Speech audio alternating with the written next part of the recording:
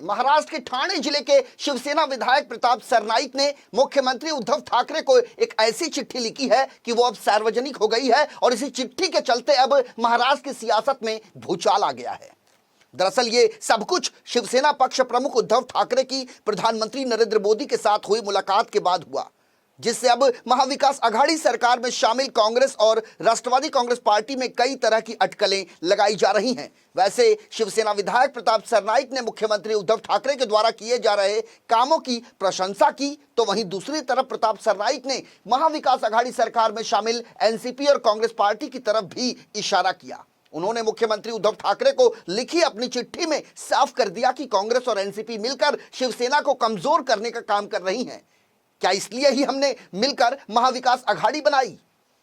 ये वो सवाल हैं जो प्रताप सरनाईक ने अपने द्वारा लिखी गई चिट्ठी मुख्यमंत्री उद्धव ठाकरे को दी है। सबसे बड़ी बात यह है कि शिवसेना विधायक प्रताप सरनाईक ने मुख्यमंत्री उद्धव ठाकरे को प्रधानमंत्री नरेंद्र मोदी से मिलने की नसीहत तक दे डाली। उनसे मिलकर महाराष्ट्र में एक बार फिर युति की सरकार बनाने की बात कह डाली। यही नहीं, मुख्यमंत्री उद्धव ठाकरे को लिखी चिट्ठी में शिवसेना विधायक प्रताप सरनाईक आगे लिखते हैं कि प्रधानमंत्री से मिलने के बाद शिवसेना के दो दिग्गजों के खिलाफ जो केंद्रीय जांच एजेंसियों द्वारा जांच का सिलसिला जारी है, उससे भी रविंद्र वायकर और अनिल परब को बचाया जा सकता है। हालांकि इस पूरे चिट्ठी प्रकरण को लेकर मुख्यमंत्री कार्यालय से अब तक कोई बयान जारी नहीं किया गया है, न ही शिवसेना भवन की तरफ से कोई जानकारी सामने आई है। लेकिन राजनीतिक गलियारों में प्रताप सरनाईक की चिट्ठी ने हलचल तेज कर दी है।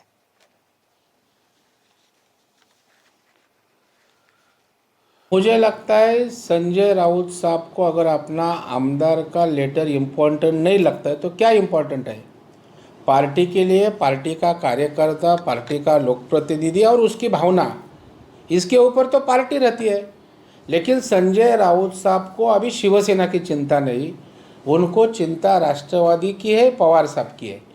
और इसलिए खाली एक पैराग्राफ के बारे में उन्होंने इसके ऊपर बयान दिया है, लेकिन पूरे लेटर में राष्ट्रवादी के खिलाफ प्रताप सरनाईक का कहना है कि राष्ट्रवादी कैसी शिवसेना को दबाती है, उनका काम कैसा होता है और हमारा सरकार होके भी हमारा काम होता नहीं।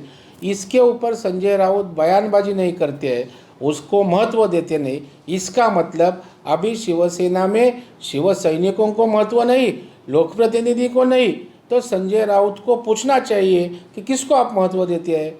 खाली भारतीय जनता पार्टी के ऊपर गाली गलौज करना, इसको ही महत्व देते हैं। वो सब मालूम है महाराष्ट्र की जनता को।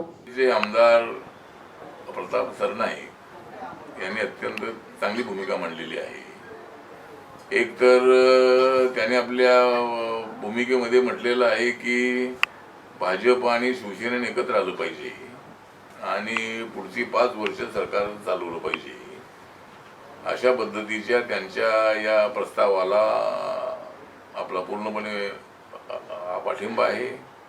मी त्यांच्या प्रस्तावाचं स्वागत करतो आणि माननीय उद्धव ठाकरे यांना निवेदन करतो की ही भूमिका मी यापूर्वी अनेक वेळेला मांडलेली आहे। एक तर बाळासाहेब ठाकरे यांचं स्वप्न साकार करण्यासाठी, महाराष्ट्राच्या विकासासाठी, छत्रपती शिवाजी महाराज आणि बाबासाहेब आंबेडकरांचा महाराष्ट्र मजबूत करण्यासाठी आणि शिवसेनेच्या भवितव्याचा विचार करून माननीय उद्धव ठाकरे यांनी बीजेपी सोबत येण्याचा निर्णय घ्यावा।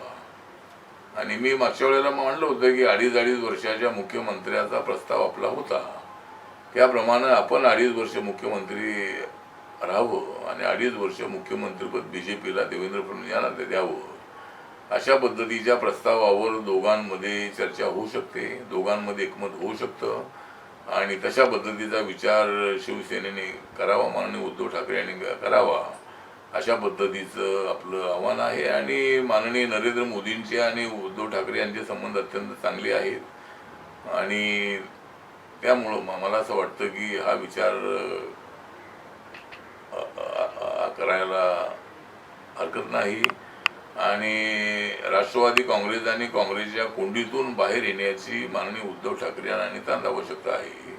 त्यांच्या कोंडीमध्ये अडकल्यामुळं त्यांना योग्य पद्धतीने काम करता येत नाही अशी परिस्थिती आहे। त्यामुळे या सगळ्या बाबींचा विचार